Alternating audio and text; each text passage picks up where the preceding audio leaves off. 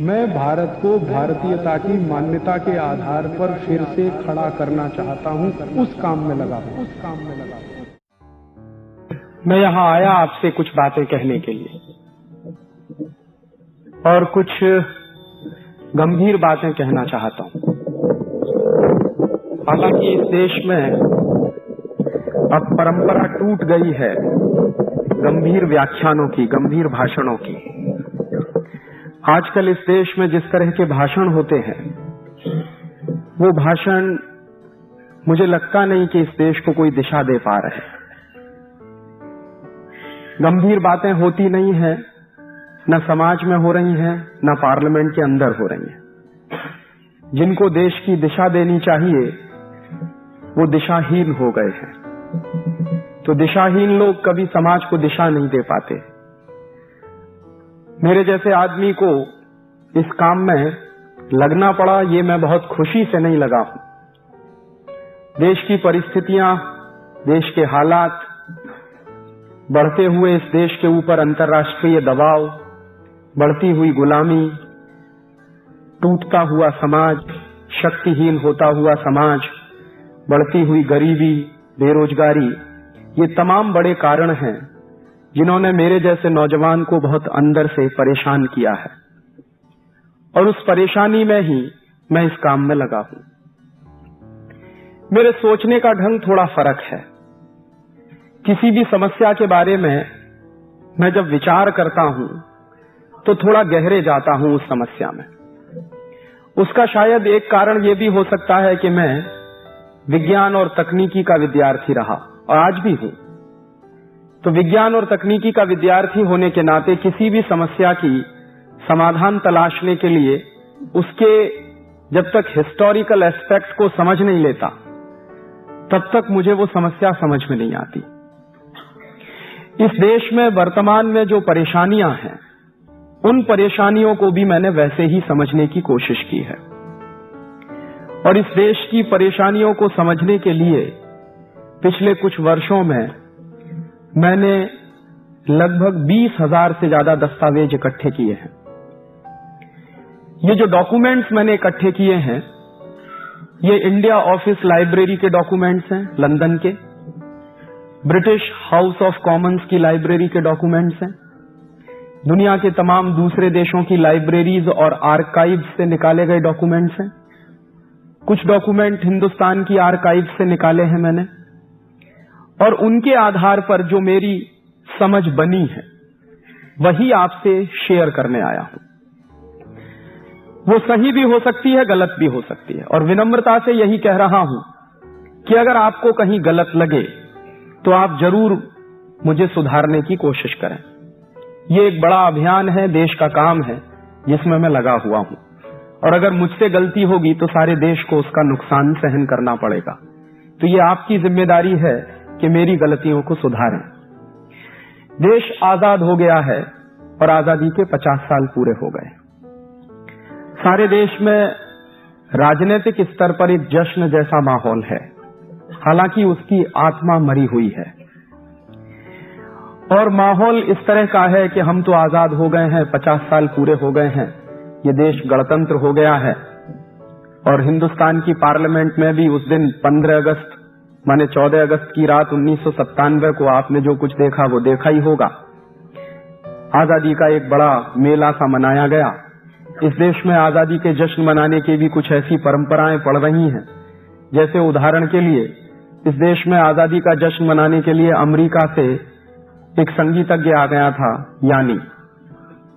तो हिंदुस्तान की आजादी का जश्न मनाने के लिए अमेरिका से संगीतकार बुलाया जाता है, ये मेरे समझ के बाहर की बात है। उस यानी को हिंदुस्तान की आजादी के बारे में क्या समझ है और कितनी समझ है, और साथ ही साथ उस यानी को संगीत की कितनी समझ है जो मेरे देश में चलता है और बजाया जाता है। फिर एक दिन मैंने सुना, अखबारों में पढ़ा कि हिंदुस्तान की आजादी का जश्न मनाने के लिए अमेरिका की एक नाटक कंपनी आई, उसका नाम था पॉल टेलर की कंपनी। तो पॉल टेलर की कंपनी हिंदुस्तान के 10-12 शहरों में नाटक करती थी, और पॉल टेलर जो है उस नाटक के माध्यम से दिखाने की कोशिश करते थे, लेकिन उनको मालूम नहीं था कि झांसी की रानी लक्ष्मीबाई कौन थी और उसने क्या क्या किया था। वो कोशिश करते थे हिंदुस्तान की आजादी का इतिहास बताते, लेकिन उसी दृष्टि से कोशिश करते थे जैसे अमेरिका वाले हिंदुस्तान को देखते हैं, भारत को देखते हैं। और दुर्भाग्य ये है कि हिंदुस्तान की आजादी के जश्न के जितने कार्यक्रम हो रहे हैं वो सब विदेशी कंपनियों द्वारा स्पॉन्सर हो रहे हैं। माने जिन विदेशी कंपनियों के कारण इस देश की आजादी चली गई थी, जिस ईस्ट इंडिया कंपनी और अंग्रेजों के कारण इस देश की आजादी चली गई थी, अभी उन्हीं देशों की कंपनियों को हमारे देश की आजादी से इतना प्यार कैसे हो गया। टेलीविजन पे रात दिन विज्ञापन आप देखिए तो जितने विज्ञापन हिंदुस्तान की आजादी के कार्यक्रम के आते हैं वो सब विदेशी कंपनियों द्वारा प्रायोजित किए हुए होते हैं। तो ये कुछ विद्रूपताएं हैं, ये कुछ विडंबनाएं हैं इस देश की। और इसी विडंबना के बीच में मेरी बात आपसे कहने की कोशिश कर रहा हूं कि ये जो आजादी के 50 साल पूरे हुए हैं, हम कहां आ गए हैं और हुआ क्या है पिछले 50 साल में। पिछले 50 साल में जो कुछ इस देश में हुआ है उसको अगर ठीक से समझना हो मेरे जैसे विद्यार्थी के लिए, तो मैं हिंदुस्तान के पिछले 500 साल को भी समझना चाहता हूं कि पिछले 500 साल इस देश में क्या हुआ है। और पिछले 500 साल इस देश में जो कुछ हुआ है अगर वो समझ में आ जाएगा तो अभी जो कुछ चल रहा है वो भी आपके समझ में आ जाएगा। और मैं मेरी बात यहां से शुरू कर रहा हूं कि इस देश में कोई आजादी आई नहीं है और इस पर ताली बजाने की जरूरत नहीं है। ये मेरे दिल का दर्द है। इस देश में कोई आजादी आई नहीं है। ये देश अभी भी उतना ही गुलाम है जितना कि अंग्रेजों के जमाने में था।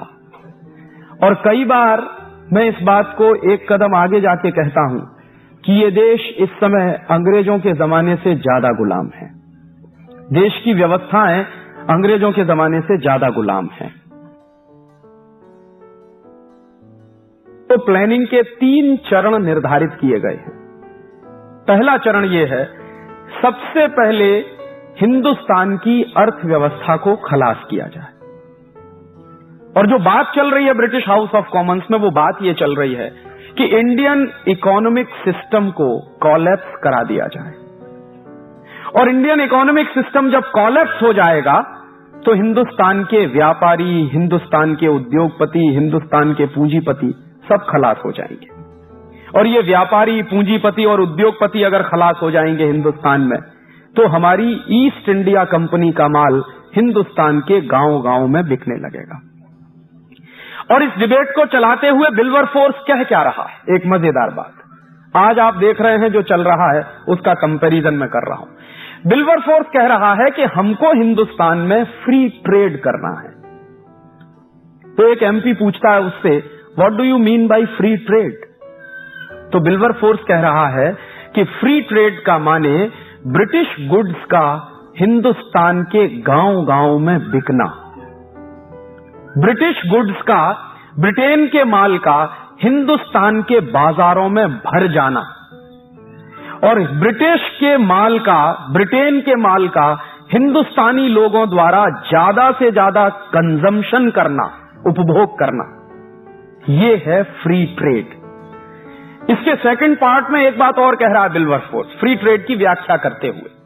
सेकंड पार्ट में यह कह रहा है कि ये जो फ्री ट्रेड चलेगा इसमें एक चीज और होनी चाहिए कि हिंदुस्तान में बहुत अच्छा रॉ मटेरियल है जो इंग्लैंड में नहीं है। जैसे कॉटन का रॉ मटेरियल है, स्टील के ओर्स हैं इस देश में, आयरन ओर बहुत अच्छा है, और भी तमाम तरह के रॉ मटेरियल हैं। तो वो कह रहा है कि कुछ इस तरह का फ्री ट्रेड चलना चाहिए कि जिससे हिंदुस्तान का सारा रॉ मटेरियल ब्रिटेन में आना शुरू हो जाए और उस रॉ मटेरियल के लिए हमको एक नया पैसा खर्च नहीं करना पड़े और उस रॉ मटेरियल से हम फिनिश प्रोडक्ट बनाएं और वापस इंडियन मार्केट में ले जाकर बेचें। तो जब ये डिबेट कंक्लूड हो रही है तो उस डिबेट को इंप्लीमेंट करने के लिए पॉलिसीज बनाई जा रही हैं। और वो पॉलिसीज क्या बन रही हैं? पहली पॉलिसी बनी है और ईस्ट इंडिया कंपनी को एक चार्टर इशू किया गया है। ये ईस्ट इंडिया कंपनी जब आई है तो 20-20 साल के चार्टर उसको दिए जाते हैं। पहला चार्टर 1601 में मिला है, फिर दूसरा चार्टर 1621 में मिलता है, फिर इस तरह से 20-20 साल से चार्टर दिए जाते हैं। चार्टर माने अधिकार पत्र। तो इस तरह से 1813 की ये डिबेट जब कंक्लूड हो गई है तो ईस्ट इंडिया कंपनी को एक स्पेशल चार्टर इशू किया गया है हाउस ऑफ कॉमन्स की तरह से, और उस तरफ से, और चार्टर का नाम है चार्टर फॉर फ्री ट्रेड। और मैं जोर दे रहा हूं इस फ्री ट्रेड शब्द पर कि ये जो फ्री ट्रेड शब्द है ये कोई नया नहीं है, ये 250-300 साल पुराना शब्द है। आज जो कुछ आप अखबारों में पढ़ते हैं, सुनते हैं कि इस देश में लिबरलाइजेशन हो रहा है, ग्लोबलाइजेशन हो रहा है, किस लिए हो रहा है? फ्री ट्रेड के लिए हो रहा है। तो ये फ्री ट्रेड तो इस देश में अंग्रेजों ने भी चलाया है। और अंग्रेज इस देश में फ्री ट्रेड क्यों चला रहे हैं? इंडियन इकोनॉमिक सिस्टम को बर्बाद करना है और ब्रिटिश इकोनॉमिक सिस्टम को इस देश में स्थापित करना है, इसके लिए वो फ्री ट्रेड चला रहे हैं। तो उस फ्री ट्रेड में पॉलिसीज क्या बन रही हैं? जो सबसे पहली पॉलिसी बनी है कंपनी सरकार की। 1813 में इस देश में कंपनी की सरकार है, ब्रिटेन की सरकार नहीं। ब्रिटेन की सरकार आई है 1858 के बाद, रानी की सरकार सीधे 1858 के बाद आई है। उसके पहले कंपनी की सरकार है, माने ईस्ट इंडिया कंपनी की सरकार है। तो ईस्ट इंडिया कंपनी की सरकार जो है वो पॉलिसी क्या बना रही है? फ्री ट्रेड का चार्टर आ गया है और उसके आधार पर जो सबसे पहली पॉलिसी बनाई जा रही है वो पॉलिसी क्या है?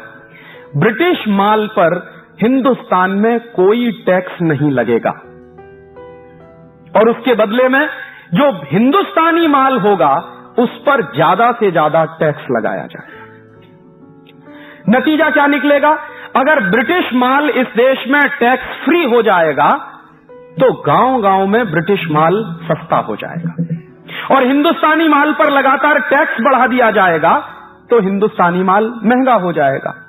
तो स्वदेशी माल महंगा हो जाएगा और विदेशी माल सस्ता हो जाएगा। इसके लिए पॉलिसी बनाई है कंपनी सरकार ने जिसको कहा गया है चार्टर फॉर फ्री ट्रेड, और उसके तहत इस देश में अंग्रेज कुछ कानून बना रहे हैं। कानून क्या बना रहे हैं? ब्रिटेन के माल पर तो टैक्स हटा दिया पूरी तरह से और कोई इंपोर्ट ड्यूटी नहीं लगेगी ब्रिटेन के माल पर, और हिंदुस्तानी माल बनाने वाले लोगों पर सबसे पहला टैक्स लगाया गया central excise and salt tax. और ये अंग्रेजों ने क्यों लगाया है सेंट्रल एक्साइज टैक्स? ताकि हिंदुस्तान में माल बनाने वाले लोगों का माल महंगा हो जाए। तो सेंट्रल एक्साइज टैक्स लगा दिया, माने जो वस्तुएं बन रही हैं उस पर उत्पाद कर, वस्तुओं के उत्पादन पर कर। उसके बाद हिंदुस्तानी व्यापारी उन वस्तुओं को बाजार में बेच रहे हैं तो कंपनी सरकार ने वस्तुओं के बाजार में बेचने पर भी कर लगाया है जिसको अंग्रेजों ने कहा है सेल्स टैक्स। फिर तीसरा कर कि वस्तुओं के उत्पादन पर कर, वस्तुओं के बाजार में बिकने पर कर, और उन वस्तुओं के बिकने से जो आमदनी आ रही है उस पर भी टैक्स, और उसका नाम अंग्रेजों ने रखा है इनकम टैक्स। तो उत्पादन पे सेंट्रल एक्साइज, बिक्री पर सेल्स टैक्स, बिक्री से होने वाली आमदनी पर इनकम टैक्स। उसके बाद वस्तुओं का आवागमन जो है, ट्रांसपोर्टेशन जो है, उस पर अंग्रेजों ने एक टैक्स लगाया है जिसका नाम है ऑक्ट्रॉय टैक्स, चुंगी नाका। और उसके बाद एक आखिरी टैक्स और लगाया अंग्रेजों ने। अंग्रेजी सरकार क्या करती थी, कंपनी सरकार क्या करती थी कि कहीं कहीं पुल बनाती थी। तो पुल पर से माल लेके जब ट्रक गुजर रहा है तो आपको पुल का कर देना है क्योंकि हमारी सड़क आप इस्तेमाल कर रहे हैं। तो उसको उन्होंने नाम दिया टोल टैक्स। तो कितने टैक्स लगा दिए अंग्रेजों ने?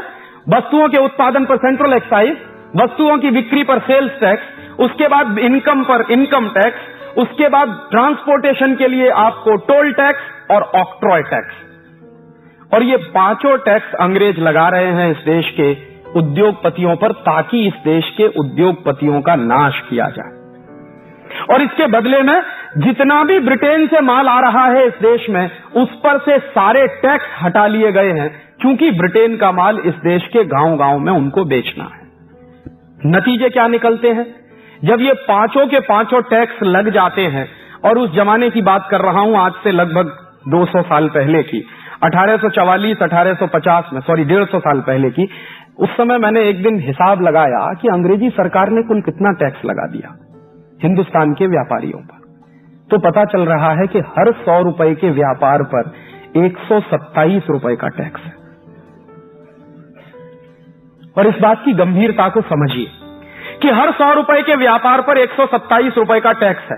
तो एक दिन हाउस ऑफ कॉमन्स में डिबेट चल रही है और एक एमपी कह रहा है कि हिंदुस्तान के व्यापारियों पर इतना टैक्स लगा दिया है, ये सब मर जाएंगे।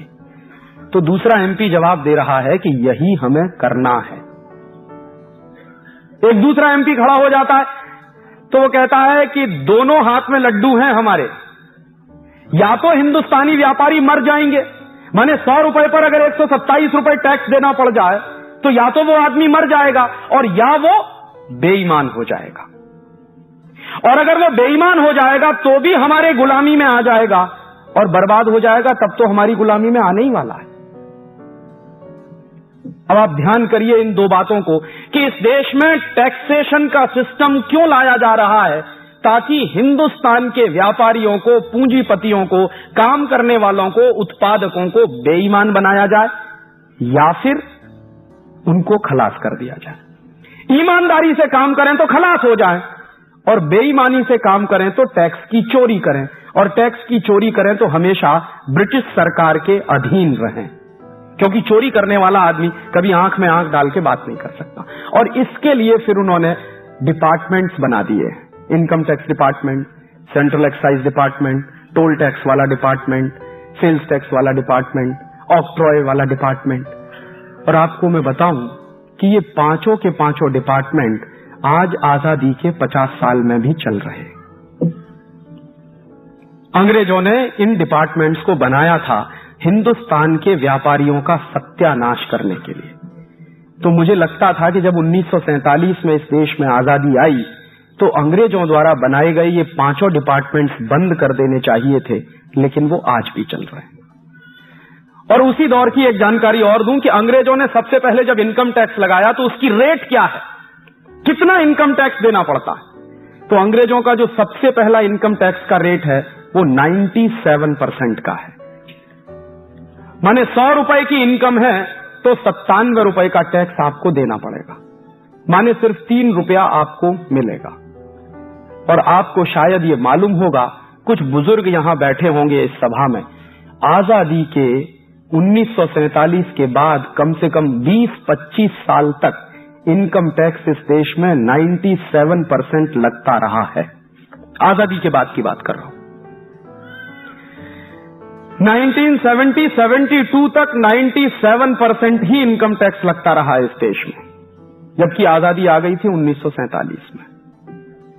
तो मेरा सबसे पहला और गंभीर प्रश्न यह है कि जो टैक्सेशन का स्ट्रक्चर अंग्रेजों ने बनाया, वही टैक्सेशन का स्ट्रक्चर इस समय देश में चल रहा है। अंग्रेजों ने क्यों बनाया? हिंदुस्तानी व्यापारियों को बर्बाद करने के लिए, और हिंदुस्तानी व्यापारी बर्बाद हुए। 1835-1840 में इस देश की क्या स्थिति है व्यापार के क्षेत्र में, उसका एक आंकड़ा है, और ये आंकड़ा statistics British house of Commons की डिबेट से मैंने निकाला। हाउस ऑफ कॉमन्स की डिबेट चल रही है तो एक एमपी कह रहा है कि हिंदुस्तान का व्यापार है कितना पूरी दुनिया में। तो एक सर्वे किया है, और वो सर्वे किया है कई यहाँ के रेवेन्यू ऑफिसर्स हैं जो ब्रिटेन की सरकार के यहाँ पर पोस्टेड हैं, और उनका एक हेड है, हेड ऑफिसर, जिसका नाम है विलियम एडम। तो विलियम एडम कई रेवेन्यू कलेक्शन के ऑफिसर्स को लगाता है सर्वे के काम में, पता लगाओ कि हिंदुस्तान का टोटल ट्रेड कितना। तो उसका आंकड़ा है 1835-1840 के आसपास, और ये 1850 तक भी चलता रहा है। 1850 के आसपास तक हमारा टोटल ट्रेड सारी दुनिया के ट्रेड का 1/3 है। माने पूरी दुनिया में अगर उस जमाने में $100 बिलियन का ट्रेड चल रहा हो तो $33 बिलियन का ट्रेड अकेले हिंदुस्तान का है। इसको एक दूसरे तरीके से भी कह सकते हैं कि आज से 150 साल पहले इस देश का कुल व्यापार सारी दुनिया के व्यापार का 33% है। और इस बात को एक तीसरे तरीके से ऐसे भी कहा जा सकता है कि 1850 के आसपास तक दुनिया में जो टोटल एक्सपोर्ट हो रहा है, उस एक्सपोर्ट में हिंदुस्तान का प्रतिशत 33% है। और आज आजादी के 50 साल के बाद हिंदुस्तान का हिस्सा टोटल वर्ल्ड मार्केट में कितना है जानते? रिजर्व बैंक ऑफ इंडिया के फिगर्स हैं, ये मेरे नहीं। Last year reserve bank of India की रिपोर्ट ये बता रही है कि टोटल वर्ल्ड ट्रेड में हिंदुस्तान का कंट्रीब्यूशन क्या है, 0.01%। हम जब गुलाम हैं अंग्रेजों के, और अंग्रेज इस देश का सत्यानाश करने पर तुले हुए हैं, और 150 साल पहले की ये बातें हैं, तब इस देश में कोई हाई टेक नहीं है, तथाकथित हाई टेक नहीं। हाई टेक तो है, लेकिन ये जो सो कॉल्ड हाई टेक है वो नहीं है। इंडस्ट्रीज का स्ट्रक्चर भी मेगा स्ट्रक्चर नहीं है, माने मेगा प्रोजेक्ट्स इस देश में नहीं है। तब हमारा टोटल वर्ल्ड मार्केट में कंट्रीब्यूशन 33% है, और आज इस देश में लाखों लाख करोड़ रुपए के इन्वेस्टमेंट के बाद, 244 नेशनल पब्लिक सेक्टर के होने के बाद, इतनी विदेशी कंपनियों को बुलाने के बाद, हिंदुस्तान में इतने बड़े बड़े घराने होने के बाद, इतनी हाईटेक लेने के बाद, टोटल वॉल्यूम ऑफ ट्रेड कितना है, 0.01%। तो हम तरक्की की तरफ बढ़ रहे हैं या विनाश की तरफ बढ़ रहे हैं? कहा यह जा रहा है कि आप बहुत तरक्की कर रहे हैं, तो मैं मानता था कि तरक्की होती अगर 33% वाला ट्रेड हमारा 50% हो गया होता, 70% हो गया होता, तो मानता कि हिंदुस्तान ने तरक्की कर ली है। लेकिन ये तो घट के 0.01% पे आ गया। तो हम तरक्की कर रहे हैं या कहीं पीछे की तरफ जा रहे हैं? और इसी के साथ याद आ गई एक बात, तो बता रहा हूं, विलियम एडम ने जो सर्वे कराया है, उस सर्वे में कुछ ऐसे आश्चर्यजनक तथ्य हैं जो आप सुनेंगे तो चकरा जाएंगे। विलियम एडम अपनी रिपोर्ट में लिख रहा है कि 1835-1840 के आसपास हिंदुस्तान में स्टील बनाने वाली 10,000 फैक्ट्रियां हैं, आज से 150 साल पहले। और वो जो 10,000 स्टील बनाने वाली फैक्ट्रियां हैं, उनमें जो स्टील बनता है 1850 के आसपास, वो स्टील इस क्वालिटी का है कि आप उसको वर्षों वर्षों तक पानी में पड़ा रहने दीजिए, उस पर जंग नहीं लग सकता। वो मेहरौली का खंभा सैकड़ों साल से खड़ा हुआ है, उस पर 1% भी कहीं जंग नहीं है। और आज आधुनिक टेक्नोलॉजी से बनने वाले किसी भी स्टील को आप अपने आंगन में फेंक दीजिए, 3 महीने बारिश में उसको पड़ा रहने दीजिए, मैं चैलेंज से कहता हूं उस पर जंग लग जाएगा। 150 साल पहले स्टील बन रहा है इस देश में, तो उस पर 1% का जंग नहीं लगता, वर्षों वर्षों तक ऐसे ही है। और 10,000 फैक्ट्रियां स्टील बना रही हैं, और टोटल प्रोडक्शन ऑफ स्टील कितना है उस जमाने में, यह सुनेंगे तो और आश्चर्य करेंगे। टोटल स्टील प्रोडक्शन है 1850 में हिंदुस्तान का एक साल का करीब करीब 80 से 90 लाख टन एक साल का। और आज जानते हैं कितना स्टील प्रोडक्शन है इस समय देश में? मुश्किल से 72 से 75 लाख टन।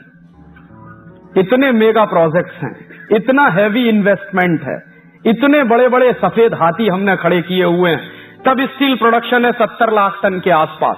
और उस जमाने में 10,000 स्टील बनाने की फैक्ट्रियां हैं, तो उनका स्टील प्रोडक्शन है करीब 80 से 90 लाख टन। और हिंदुस्तान 1850 में स्टील एक्सपोर्टिंग कंट्री रहा है। और ये दस्तावेज ब्रिटेन के पार्लियामेंट के हैं, जब एक एमपी कह रहा है कि ईस्ट इंडिया कंपनी के जितने जहाज बनाए गए हैं, वो सब हिंदुस्तान के स्टील को इंपोर्ट करके बनाए गए हैं। और उस जमाने में 1850 के आसपास सबसे बढ़िया जो स्टील बनता है वो हिंदुस्तान में बनता है, या फिर एक दूसरा देश है डेनमार्क में बनता है।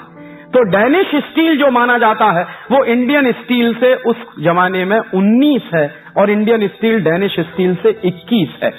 और अगर 10,000 स्टील बनाने के कारखाने हैं और इतना बड़ा स्टील के उत्पादन का तंत्र है, तो जरूर कोई ना कोई जबरदस्त हाईटेक रहा होगा इस देश में। ये एक अलग बात है कि हम उसको जानते नहीं, क्योंकि अंग्रेजों ने वो दस्तावेज नष्ट कर दिए। और उन्हीं अंग्रेजों के दस्तावेजों के कुछ दूसरे हिस्से हैं जिनके आधार पर पता चला है कि हिंदुस्तान में सबसे ज्यादा स्टील प्रोडक्शन होता था 1850 के आसपास सरगुजा में। सरगुजा मध्य प्रदेश का एक इलाका है। इस पूरे सरगुजा में स्टील बनाने के सबसे ज्यादा कारखाने रहे। और सरगुजा में स्टील बनाने के कारखाने क्यों रहे? तो ये बात सब जानते हैं कि सरगुजा में आयरन ओर सबसे ज्यादा है। मध्य प्रदेश का जो इलाका है सरगुजा, उसमें आयरन ओर सबसे ज्यादा है, इसलिए उस जमाने में सबसे ज्यादा स्टील बनाने के कारखाने हैं। और स्टील बनाने का काम कौन करते हैं वहां? तो जिनको आप ट्राइबल्स पीपुल कहते हैं, वो उस जमाने के सबसे बड़े स्टील प्रोड्यूसर लोग हैं, जिनको हम मानते हैं कि ये तो पढ़े लिखे नहीं है, क्योंकि इनके पास डिग्री नहीं है, क्योंकि इन्होंने बीटेक नहीं किया, क्योंकि इन्होंने एमटेक नहीं किया, क्योंकि इन्होंने पीएचडी नहीं किया। लेकिन सच्चाई यह है कि हिंदुस्तान के सबसे बड़े स्टील प्रोड्यूसर हैं वो। और अभी भी सरगुजा के इलाके में, मैंने तो मेरी आंखों से देखा है, आज भी आजादी के 50 साल बाद भी कुछ लोग बचे हैं जो स्टील बनाने की टेक्नोलॉजी जानते हैं। लेकिन दुर्भाग्य यह है कि वो टेक्नोलॉजी आगे तक पहुंच नहीं रही है। वो टेक्नोलॉजी खत्म कैसे हुई? अंग्रेजों ने ये हिंदुस्तान के स्टील बनाने वाले कारखाने बंद कराए। कैसे बंद हुए? अंग्रेजों ने एक कानून बना दिया। कानून क्या था कि पहले जो स्टील बनाने वाले ट्राइबल्स होते थे, वो जंगलों में से जो खानें होती थी, खदानें होती थी, उनमें से स्टील का रॉ मटेरियल ले आते थे और स्टील बनाते थे उससे। अंग्रेजों ने क्या किया कि एक कानून बना दिया कि कोई भी ट्राइबल खदानों में से ओर नहीं निकाल सकता, और बाकायदा इसको सख्ती से लागू करा दिया। और फिर उन्होंने ये घोषणा कर दी कि खदानों में से अगर और कोई निकालेगा ट्राइबल, तो उसको 40 कोड़े मारने की सजा, और उससे पर भी वो ना मरे तो उसको गोली मार दी जाए। इतना सख्ती से वो कानून इस देश में लागू हो गया। तो धीरे धीरे आदिवासियों के स्टील के ओर लेने पर पाबंदी लगा दी गई, और धीरे धीरे वो खत्म होते चले गए, और क्रम के काल में वो करीब करीब समाप्त हो गए हैं। और आपको जानकर ये आश्चर्य होगा कि ये कानून जो अंग्रेजों ने चलाया कि आदिवासी आयरन ओर नहीं ले सकते, वही कानून हिंदुस्तान में आज भी चल रहा है। और आज भी इस देश में जो टेक्नोलॉजी जानते हैं वो लोग आयरन ओर नहीं ले पाते। और उसके दूसरी तरफ क्या चल रहा है कि बड़ी बड़ी विदेशी कंपनियां उन आयरन ओर्स को खोद खोद कर ले जा रही हैं। जापान की एक कंपनी है, उसका नाम है निप्पन डेर्नो, वो इसी धंधे में लगी हुई है। तो जापान की कंपनी को तो हिंदुस्तान की खदानें खोद कर ले जाने की खुली छूट है, लेकिन हिंदुस्तान का कोई आदिवासी उस खदान में से रॉ मटेरियल लाकर स्टील बनाए तो उस पर पाबंदी लगी हुई है, वो रॉ मटेरियल नहीं ले सकता। और मैं मान सकता हूं कि यह कानून अंग्रेजों ने बनाया, अंग्रेजों की सरकार थी, उनके अपने स्वार्थ से उनको यह देश बर्बाद करना था। मैं ये कैसे मान लूं कि आजादी के 50 साल के बाद भी वही कानून चल रहा? आज तो हमारी सरकार है, आज तो हमारे लोग हैं जो पार्लियामेंट में बैठे हैं। अब तो हम मानते हैं कि यह देश अंग्रेजों की गुलामी से आजाद हो गया। तो फिर वही कानून जो अंग्रेजों ने चलाया इस देश को बर्बाद करने के लिए, वो क्यों चल रहा है? और क्यों नहीं कोई राजनीतिक पार्टी इस सवाल पर सोचती कि विदेशी कंपनियां तो रॉ मटेरियल खोद खोद कर ले जा रही हैं। जापान की कंपनी निप्पन डेर्नो जो रॉ मटेरियल ले जाती है वो कौड़ी के दाम में जाता और उससे स्टील बनाकर वापस इसी देश में लाकर बेचती है और फिर दूसरी बार भी मुनाफा लेकर जाती है। यह धंधा तो अंग्रेजों के जमाने में चलता था, वो तो आज भी चल रहा है। कैसे मैं मानूं कि यह देश आजाद हो गया? और इस तरह से अंग्रेजों ने क्या किया है कि इस देश के तमाम हुनरमंद लोगों को बर्बाद। और आपने एक किस्सा और भी सुना होगा कि ये स्टील बनाने वाले लोगों को ऐसे बर्बाद किया अंग्रेजों ने। एक दूसरा किस्सा सुनाऊं। हिंदुस्तान में बहुत बेशकीमती और बेहतरीन कपड़ा बनाने वाले कारीगर होते थे, और उन कारीगरों के हाथ का बनाया हुआ कपड़ा सारा देश जानता है कि एक छोटे से रिंग में से पूरा थान पार निकलता था। ढाका की मलमल इस देश में बनती थी। ढाका उस जमाने में इसी देश का हिस्सा था। बांग्लादेश तो 72 में बना है, उसके पहले वो थोड़ा पाकिस्तान का हिस्सा था और 47 के पहले हमारे देश का हिस्सा था। और ये किस्सा मैं आपसे कह रहा हूं 1750 से 1850 के बीच का। इतना बेहतरीन कपड़ा बनाने वाले जो कारीगर होते थे, उनके हाथ का बुना हुआ कपड़ा कोई कल्पना नहीं कर सकता कि मशीन इतना महीन कपड़ा बुन सकती है क्या। जिस टेक्नोलॉजी, जिस हुनर से वो कपड़ा बनाते थे, और सारी दुनिया में वो कपड़ा बिकता था, मशहूर था हिंदुस्तान का कपड़ा। सबसे ज्यादा जो एक्सपोर्ट अर्निंग्स होती थी हमारे देश को, वो दो ही चीजों से होती थी, या तो हमारे मसाले बिकते थे या हमारा कपड़ा बिकता था। तो कपड़ा बनाने वाले जो कारीगर थे, अंग्रेजों को उनसे परेशानी थी। अंग्रेजों को क्या परेशानी थी? लंकाशायर और मानचेस्टर का कपड़ा इस देश में बिक नहीं पाता था, क्योंकि हिंदुस्तानी कपड़ा ही इतने क्वालिटी का बनता था, कोई खरीदता ही नहीं था लंकाशायर और मानचेस्टर के कपड़े को। तो अंग्रेजों ने क्या किया? फ्री ट्रेड के नाम पर हिंदुस्तान का बेहतरीन कपड़ा बनाने वाले कारीगरों के अंगूठे काटे गए, उनके हाथ काटे गए। सूरत के इलाके में दस्तावेज है मेरे पास, 1 लाख से ज्यादा कारीगरों के अंगूठे कटे हैं अंग्रेजों के जमाने। बिहार में एक इलाका है, उसका नाम है मधुबनी। मधुबनी के इलाके में अंग्रेजों ने करीब 2.5 से 3 लाख कारीगरों के हाथ काटे हैं। और अंग्रेजों की ईस्ट इंडिया कंपनी ये काम करते हुए बड़ा गर्व महसूस कर रही है। और जब लंकाशायर और मैनचेस्टर का कपड़ा बिकना शुरू हो जाएगा तो हिंदुस्तान की कपड़ा मिलें बंद हो जाएंगी। और ये हिंदुस्तान का कपड़ा उद्योग इस देश का सबसे बड़ा उद्योग है, जो सबसे ज्यादा एक्सपोर्ट अर्निंग देता है। अगर ये कॉलेप्स हो जाएगा तो इंडियन इकोनॉमी कॉलेप्स हो जाएगी। ये डिबेट है ब्रिटिश पार्लियामेंट की। और उसके बाद उन्होंने ये कर दिया। बाद में क्या हुआ है कि लंकाशायर और मैनचेस्टर से आने वाले कपड़े पर टैक्स हटाया गया और हिंदुस्तान के व्यापारियों के ना सिर्फ अंगूठे और हाथ काटे गए हैं, बल्कि हिंदुस्तान के व्यापारी जो कपड़ा बना रहे हैं उन पर टैक्स भी बढ़ा दिया गया। सूरत की टेक्सटाइल इंडस्ट्री पर 1840 के बाद अंग्रेजों ने 1000% एक्स्ट्रा टैक्स लगाया ताकि ये इंडस्ट्री बंद हो जाए। और मैनचेस्टर और लंकाशायर का कपड़ा टैक्स फ्री कर दिया है ताकि इस देश में गांव गांव में गली गली में वही कपड़ा बिकने लगे।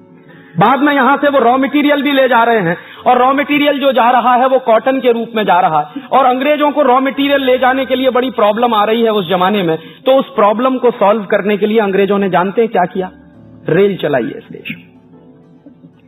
मेरे बहुत सारे लोग कहते हैं, मेरे दोस्त कहते हैं कि अगर अंग्रेज नहीं आते तो इस देश में रेल नहीं होती।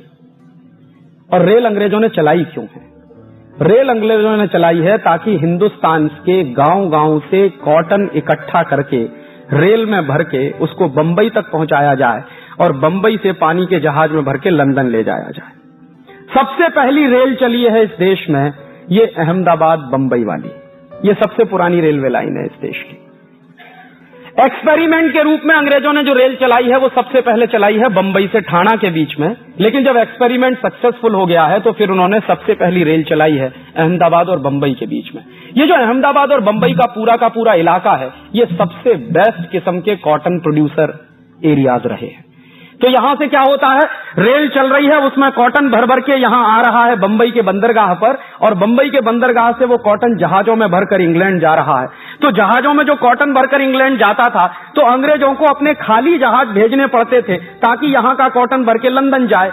तो अक्सर क्या होता था कि अंग्रेजों के जो जहाज आते थे खाली या खाली, वो कभी कभी डूब जाया करते थे। अक्सर खाली जहाज जो होता है वो समुद्र में डूबने के चांसेस उसके ज्यादा होते हैं। तो अंग्रेजों ने उसकी एक युक्ति निकाली थी कि वहां से जहाज खाली नहीं आना चाहिए। तो अंग्रेज क्या करते थे कि उसमें नमक भर के उस जहाज को हिंदुस्तान में भेजा करते थे और वो नमक यहां बंबई के बंदरगाह पे निकाल दिया जाता था और उसमें फिर कॉटन भर के वो जहाज वापस लंदन चला जाता था। नतीजा क्या होने लगा कि अंग्रेजों के जहाज आते थे तो नमक आता था तो नमक का ढेर लग जाता था। तो अंग्रेजों की ईस्ट इंडिया कंपनी को प्रॉब्लम हुई कि इस नमक का करें क्या। तो उन्होंने एक नियम बना दिया कि हिंदुस्तान के गांव गांव में ब्रिटेन का नमक बिकवाना शुरू कर दो। तो इसके लिए उन्होंने क्या किया? इसके लिए उन्होंने ये किया कि हिंदुस्तान में जो अपना नमक बनता था स्वदेशी, उस पर टैक्स लगा दिया और ब्रिटेन का जो नमक आता था उसको टैक्स फ्री कर दिया। नतीजा क्या निकला कि हिंदुस्तान में अंग्रेजों का गांव गांव में नमक भी बिकने लगा। और ये बात गांधी जी को बर्दाश्त नहीं थी।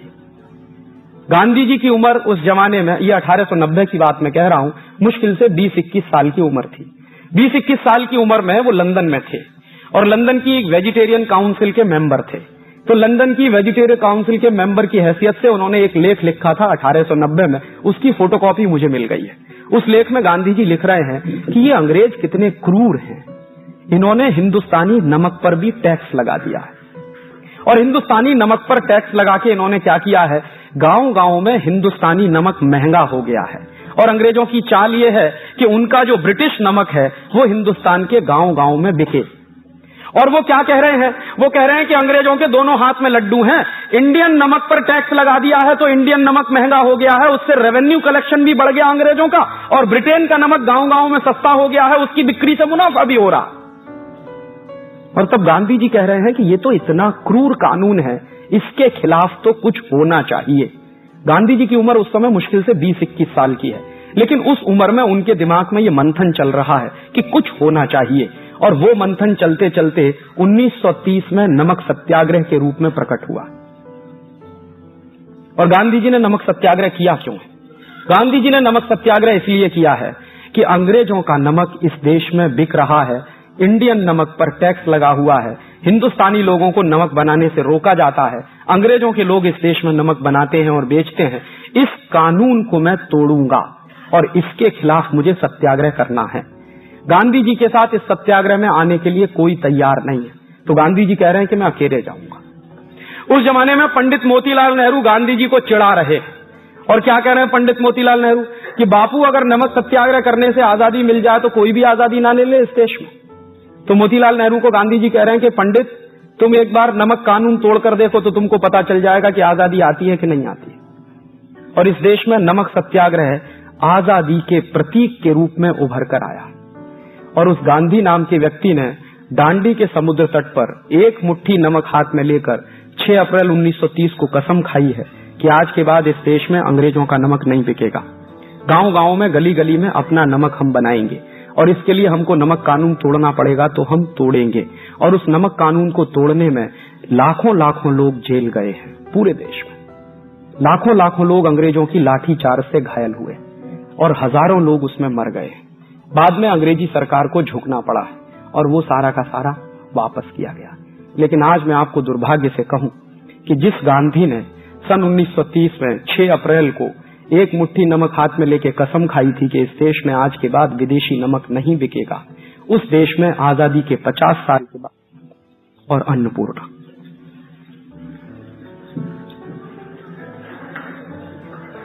और ये ताली बजाने की बात नहीं,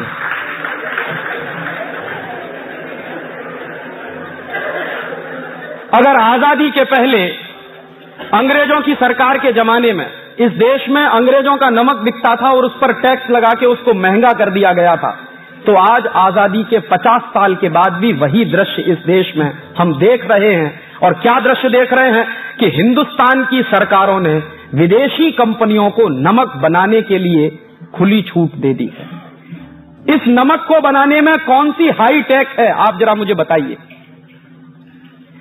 नमक को बनाने में कौन सी मशीन लगती है, ये मुझे बताइए। सूरज की रोशनी होती है, समुद्र का पानी होता है। सूरज की रोशनी और समुद्र के पानी के मिलन से नमक बन जाता है और हिंदुस्तान में हजारों साल से ये टेक्नोलॉजी इस्तेमाल होती है। सारी दुनिया के कई देशों में यही टेक्नोलॉजी इस्तेमाल होती है। और इस काम के लिए भी अगर विदेशी कंपनियों को बुलाया जाए तो मैं कैसे मान लूं कि ये देश आजाद हो गया है। और कहीं गांधी जी की आत्मा देखती होगी स्वर्ग से तो 8-8 आंसू रोती होगी कि जिस देश में मैंने नमक सत्याग्रह किया उस विदेशी कंपनी का नमक ना खाया जाए, इसके लिए आज इस देश के लोग बाजार में विदेशी कंपनी का नमक खरीद रहे हैं। शायद हमको मालूम नहीं है हम कितना बड़ा नेशनल क्राइम कर रहे हैं जब ये काम हम कर रहे हैं। और इसलिए मैं मानता नहीं कि ये देश आजाद हो गया है। इस देश में गुलामी के पहले की जो व्यवस्थाएं थी, आजादी के पहले की जो व्यवस्थाएं थी, वही व्यवस्थाएं चल रही हैं। और अंग्रेजों ने इस तरह से इस देश को खलास किया है। एक दो और उदाहरण दूं आपको कि अंग्रेजों के जमाने की व्यवस्थाएं कैसे चल रही हैं। 1865 में अंग्रेजों ने इस देश में एक कानून बना दिया। उस कानून का नाम था इंडियन फॉरेस्ट एक्ट। और ये कानून अंग्रेजों ने क्यों बनाया? ये कानून अंग्रेजों ने बनाया कि हिंदुस्तान में जंगल जो होते थे वो ग्राम समाज की संपत्ति होते थे, गांव सभा की संपत्ति होते थे। तो गांव के लोगों का जंगल पर अधिकार होता था। और जब जंगल गांव समाज की संपत्ति होते थे, ग्राम सभा की संपत्ति होते थे, तो जंगलों की रखवाली करने का काम गांव के लोगों का होता था। और गांव के लोग मानते थे कि ये हमारी प्रॉपर्टी है, तो उस प्रॉपर्टी को सुरक्षित और संरक्षित रखने के उन्होंने 50 तरीके अपनाए थे। हिंदुस्तान में आज भी एक ऐसी जाति है राजस्थान में जिस जाति का नाम है विश्नोई। और एक बार मैं ये विश्नोई जाति के लोगों के गांव में जाके आया। अलवर जिले के आसपास के इलाके में ये विश्नोई जाति के लोग काफी रहते हैं। तो एक बार मैं उनके गांव में गया था व्याख्यान करने के लिए। तो मैंने उनके गांव के सरपंच और मुखिया से कहा कि आप मुझे अपने गांव का इतिहास बताइए पहले, फिर मैं आपसे कुछ कहूंगा। पहले तो मैं आपसे सुनने आया। तो गांव के मुखिया ने बताया कि राजीव भाई, सन 1865 में अंग्रेज सरकार ने हमारे विश्नोई जाति के हजारों लोगों का कत्ल किया। मैंने कहा क्यों? तो उन्होंने बताया कि उसका मतलब ये था कि अंग्रेजों ने एक कानून बनाया था। उस कानून का नाम था फॉरेस्ट एक्ट। तो मेरे समझ में आ गया कि अच्छा, इंडियन फॉरेस्ट एक्ट, हाँ वही कानून। तो मैंने कहा उसमें तो ये कर दिया था अंग्रेजों ने कि जो जंगल गांव समाज की संपत्ति होते थे, उन जंगलों को सरकार की संपत्ति घोषित कर दिया था, एक ही कानून से, एक ही झटके में। तो होता क्या था कि सरकार की संपत्ति घोषित होने से पहले अंग्रेज जब जंगलों को काटा करते थे तो अक्सर आदिवासियों के साथ उनके झगड़े होते थे। आदिवासी पेड़ कटने नहीं देते थे, अंग्रेज पेड़ काटते थे।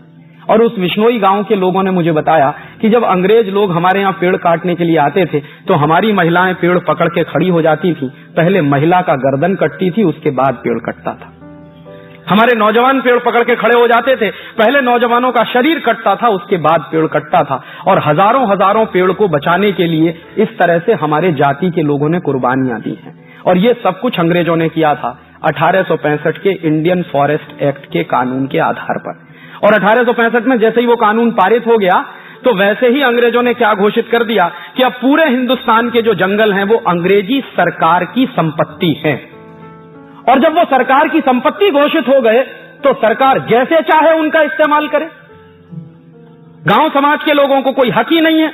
उन्होंने हजारों हजारों साल से जंगलों को लगाया है, उन्हीं लोगों का जंगलों पर कोई हक नहीं है जिन्होंने जंगल लगाए हैं, जिन्होंने जंगल खड़े किए हैं। और जिनको जंगलों से कुछ लेना देना नहीं और जो जानते नहीं कि जंगल कैसे लगाए जाते हैं, उनको पेड़ काटने का अधिकार मिल गया क्योंकि एक्ट बना दिया अंग्रेजों ने। और अंग्रेजों के काम करने का तरीका क्या था कि जब किसी को मारना हो, खलास करना हो, बर्बाद करना हो तो उसके लिए कानून बना दो। तो वो क्या कहते थे, हम तो कानून का पालन कर रहे हैं, माने आपकी जेब कट रही है, आपकी बर्बादी हो रही है और अंग्रेजों के लिए वो कानून का पालन हो रहा है। तो 1865 में उन्होंने कानून बना दिया। अब उस कानून के पालन करने के लिए उन्होंने हिंदुस्तान के हजारों हजारों आदिवासियों को मार दिया क्योंकि वो जंगल बचाने की लड़ाई लड़ते थे। उस कानून में एक प्रोविजन है। प्रोविजन क्या है? 1865 का जो इंडियन फॉरेस्ट एक्ट है वो ये कहता है कि कोई भी आदिवासी या कोई भी हिंदुस्तानी व्यक्ति जंगल के पेड़ नहीं काट सकता और जंगल से लकड़ी भी नहीं ला सकता, भले ही अपने निजी इस्तेमाल के लिए क्यों ना हो। उसके उल्टे तरफ अगर अंग्रेजी सरकार चाहे और अंग्रेजों के ठेकेदार चाहें तो करोड़ों पेड़ कट सकते हैं। तो अंग्रेजी सरकार को और अंग्रेजी ठेकेदारों को तो लाइसेंस मिल गया पेड़ काटने का, लेकिन हिंदुस्तान के लोग जो जंगलों में रहते थे अगर वो पेड़ काटकर लकड़ी ले आए अपना खाना बनाने के लिए तो उन पर पाबंदी लगा दी उन्होंने कानून से। और अगर कोई भी व्यक्ति जंगल से लकड़ी लाया है खाना बनाने के लिए तो उसको जेल हो जाएगी। और अंग्रेजों ने इसी काम के लिए एक पोस्ट बनाई जिसका नाम था डिस्ट्रिक्ट फॉरेस्ट ऑफिसर, DFO। और ये पोस्ट बनी 1865 में। और इस पोस्ट के आदमी का काम क्या था? यही कि कोई भी हिंदुस्तानी अगर जंगल से लकड़ी काट लाए तो उसको सजा दिलवाना, उसके ऊपर केस बनाना, उसको मारना, उसको पीटना। और दूसरी तरफ अंग्रेजों के ठेकेदार और उनकी कंपनियां पेड़ काटें तो उनको लाइसेंस जारी करना। तो 1865 में यह कानून अंग्रेजों ने बनाया। ठीक है, 1947 में अंग्रेज चले गए, लेकिन कानून अभी भी वही है। और आज भी इस देश में 1865 का वही इंडियन फॉरेस्ट एक्ट चल रहा है जो अंग्रेज बनाकर गए थे। और उसके प्रोविजन क्या है? उसका वो प्रोविजन जिसमें आप पेड़ नहीं काट सकते लेकिन अंग्रेजी सरकार और अंग्रेजों की कंपनियां पेड़ काट सकती हैं, वो प्रोविजन आज भी वैसे का वैसा ही है। अगर आपकी सोसाइटी में कोई पेड़ लगा हो और वो पेड़ आपकी सोसाइटी की दीवार गिराने वाला हो, आप उस पेड़ को काट नहीं सकते। और अगर आपने वो पेड़ काट दिया तो आपकी शिकायत कर दे कोई आदमी DFO से तो आपके ऊपर केस चलेगा। ये कानून आज भी है। और दूसरी तरफ कुछ विदेशी कंपनियां हैं इस देश में जो हर साल करोड़ों करोड़ों पेड़ काटती हैं और इस देश का सत्यानाश कर रही हैं, उनको लाइसेंस मिला हुआ है। जैसे एक कंपनी है, उसका नाम है ITC, इंडियन टोबैको कंपनी। नाम से ऐसा लगता है जैसे ये हिंदुस्तानी, लेकिन मूलतः ये अमेरिका और ब्रिटेन के पैसे से चलने वाली कंपनी। ये कंपनी क्या करती है? सिगरेट बनाती है। और एक साल में इस कंपनी के हिंदुस्तान में 90 अरब सिगरेट बनते हैं। और वो 90 अरब सिगरेट बनाने के लिए इस कंपनी को कागज की जरूरत होती है, क्योंकि सिगरेट की जो तंबाकू होती है वो तो खेतों में पैदा हो जाती है, लेकिन तंबाकू के ऊपर जो कागज लपेटा जाता है वो तो बनाना पड़ता है। और वो कागज लपेटकर जो सिगरेट की स्टिक बन जाती है उसको पैकेट के अंदर बंद करना पड़ता है, तो पैकेट के लिए भी कागज बनाना पड़ता है। फिर उनकी एडवर्टाइजमेंट करनी पड़ती है कंपनी को, तो उसके लिए पोस्टर चाहिए, तो उसका भी कागज बनाना पड़ता है। तो ये company on an average 500 cigarette बनाने के लिए एक पेड़ काटती है, और हर साल ये कंपनी 1400 करोड़ पेड़ काट देती है। उसको लाइसेंस मिला हुआ है, आप अगर एक पेड़ काटें तो आपको जेल हो जाएगी। ये कानून किसका है? ये कानून अंग्रेजों के जमाने का। क्यों चल रहा है, इसका जवाब कौन देगा? 1947 में हम आजाद हो गए थे, ये कानून खत्म हो जाना चाहिए था, लेकिन क्यों चल रहा है अभी भी ये कानून, आजादी के 50 साल बाद तक? और अंग्रेजों ने जो जंगल गांव समाज की संपत्ति थे वो छीनकर सरकार की संपत्ति घोषित कर दिए। 1947 में जो सरकार आई थी उसको सबसे पहला काम यह करना चाहिए था कि जंगलों को वापस गांव समाज की संपत्ति घोषित करना चाहिए था, लेकिन वो तो नहीं हुआ आज तक। तो कैसे मैं मानूं कि ये देश आजाद हो गया? 1894 में अंग्रेजों ने एक कानून बनाया, उसका नाम था लैंड एक्विजिशन एक्ट। और ये लैंड एक्विजिशन एक्ट क्या था? गांव-गांव के लोगों की जमीन हड़पने के लिए अंग्रेजों को एक कानून की जरूरत थी, क्योंकि अंग्रेजी पुलिस ऑफिसर जो होते थे वो गांव-गांव में जाते थे, लोगों को मारते थे, पीटते थे, उनकी जमीन हड़प लेते थे। और ना सिर्फ जमीन हड़पते थे बल्कि हिंदुस्तान के बड़े बड़े राज्य भी लोग अंग्रेजों ने हड़प लिए थे। यहां के जो कई राजा थे उनकी स्टेट हड़प ली थी अंग्रेजों ने। और ऐसा एक किस्सा तो आप सबको मालूम होगा, झांसी की रानी लक्ष्मीबाई की स्टेट को अंग्रेजों ने हड़प लिया था। और झांसी की रानी लक्ष्मीबाई की स्टेट को जब अंग्रेजों ने हड़प लिया था तो उसी के लिए झांसी की रानी ने युद्ध किया था। बाद में झांसी की रानी की हत्या कराई थी। इसी देश के कुछ गद्दारों ने मिलकर झांसी की रानी को मरवाया था अंग्रेजों के साथ, उसको धोखे से। और वो गद्दार खानदान इस देश में अभी भी मौजूद है। तो झांसी की रानी की हत्या हुई थी। मामला क्या था कि स्टेट थी झांसी की, उसको हड़प लिया था। तो अंग्रेजों का एक ऑफिसर था, उसका नाम था डलहौजी। डलहौजी अक्सर ये कहा करता था कि ये हमको हमेशा स्टेट हड़पनी पड़ती है, गांव-गांव की संपत्ति हमको हड़पनी पड़ती है, और इसके लिए हमको बड़ी हिंसा करनी पड़ती है, और अंग्रेजों को बड़ी मुश्किल भी सहन करनी पड़ती है। क्यों ना इसको हड़पने का एक कानून बना दिया जाए? तो उन्होंने संपत्ति गांव की हड़पने का कानून बना दिया, जिसका नाम हो गया लैंड एक्विजिशन एक्ट। और वो लैंड एक्विजिशन एक्ट आज से 103 साल पहले अंग्रेजों ने बनाया, ताकि गांव-गांव की जमीन को छीना जाए, किसानों की जमीन को छीन लिया जाए, और वो जमीन छीनकर अंग्रेजी सरकार ईस्ट इंडिया कंपनी को बेचे या किसी विदेशी कंपनी को बेचे। ये धंधा करती थी उस जमाने की अंग्रेज सरकार। और आपको मैं बताऊं कि दुर्भाग्य आज हमारा ये है कि वो 103 साल पुराना कानून आज भी इस देश में चल रहा है। बस इतना फर्क हुआ है कि उस जमाने में अंग्रेज सरकार इस देश के गांव की जमीन छीनकर विदेशी कंपनियों को बेचती थी। अब हमारी सरकारें गांव के किसानों की जमीनों को छीनकर विदेशी कंपनियों को बेच रही है। इतना ही फर्क है। पहले जो धंधा अंग्रेज करते थे, अब वही धंधा भारत की सरकारें कर रही हैं, तमाम प्रदेशों की सरकारें कर रही हैं। और ये सरकारें तर्क क्या देती हैं कि देश के प्रगति के लिए, देश के भले के लिए गांव की जमीन छीनकर विदेशी कंपनियों को देना बहुत जरूरी है।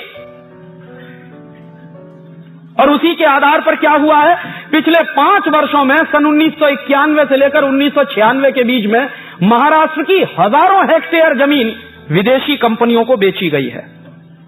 हजारों हेक्टेयर जमीन गांव के लोगों से छीनकर, उनकी पिटाई करके, उनको मारकर, उनको डरा के, उनको धमका के उनकी जमीनें छीनी गई हैं और विदेशी कंपनियों को दी गई हैं। गुजरात में पिछले 5 साल में हजारों हेक्टेयर जमीन किसानों की छीनकर विदेशी कंपनियों को बेची गई है। और हिंदुस्तान का कोई एक प्रदेश ऐसा नहीं है, कर्नाटक में हजारों हेक्टेयर के जंगल कटवाए गए हैं ताकि विदेशी कंपनियों के कारखाने वहां लग सके। कोजेंट्रिक्स की बिजली की जो परियोजना आ रही है कर्नाटक में, वो इसी आधार पर आ रही है कि दक्षिण के वो जो पश्चिम घाट है वहां का, उसके जो बेहतरीन जंगल है उनको कटवाया जाए और विदेशी कंपनी की परियोजना चले वहां पर। ये धंधा तो अंग्रेज सरकार करती थी इस देश में। अगर वही धंधा आजादी के 50 साल के बाद हमारी सरकार कर रही है, तो इसको मैं अंग्रेजी सरकार कहूं कि हिंदुस्तानी सरकार कहूं? और मैं कैसे मान लूं कि ये देश आजाद है?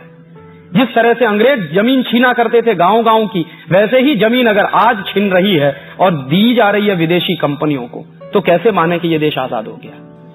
काम तो वही चल रहे हैं, देश तो वैसे ही चल रहा है, सरकारें तो वैसे ही काम करती हैं जैसे अंग्रेजों के जमाने में करती थी। 1860 में अंग्रेजों ने एक कानून बनाया, उसका नाम था इंडियन पुलिस एक्ट। और ये जो 1860 का इंडियन पुलिस एक्ट बनाया, ये अंग्रेजों ने क्यों बनाया? इसलिए बनाया कि 1857 में इस देश में क्रांति हो गई थी, विद्रोह हो गया था, बगावत हो गई थी सारे देश में। मंगल पांडे को फांसी की सजा हुई थी बैरकपुर की छावनी में, और सारे देश में आग लग गई थी। गांव गांव में नौजवान खड़े होने लगे थे, युवकों के मंडल आ गए थे, और वो युवकों के मंडल फिर अंग्रेजी सरकार के लिए खतरा पैदा करते थे। तो अंग्रेजी सरकार ने हिंदुस्तान के क्रांतिकारियों को पीटने के लिए, मारने के लिए, उन पर गोली चलाने के लिए एक स्पेशल कानून बनाया जिसका नाम था इंडियन पुलिस एक्ट। और उस पुलिस एक्ट में उन्होंने क्या किया कि हर अंग्रेजी सिपाही के हाथ में एक डंडा पकड़ा दिया कि तुम हिंदुस्तानी क्रांतिकारियों पर लाठी चार्ज कर सकते हो। और कानून कैसे बनाया? कानून ऐसे बनाया कि हर अंग्रेजी पुलिस ऑफिसर को, हर अंग्रेजी सिपाही को हिंदुस्तान के क्रांतिकारियों पर लाठी चार्ज करने का अधिकार होता था, जिसको तकनीकी भाषा में मैं कहता हूं कि हर अंग्रेज ऑफिसर को राइट टू ऑफेंस था, लेकिन पिटने वाले को राइट टू डिफेंस नहीं था।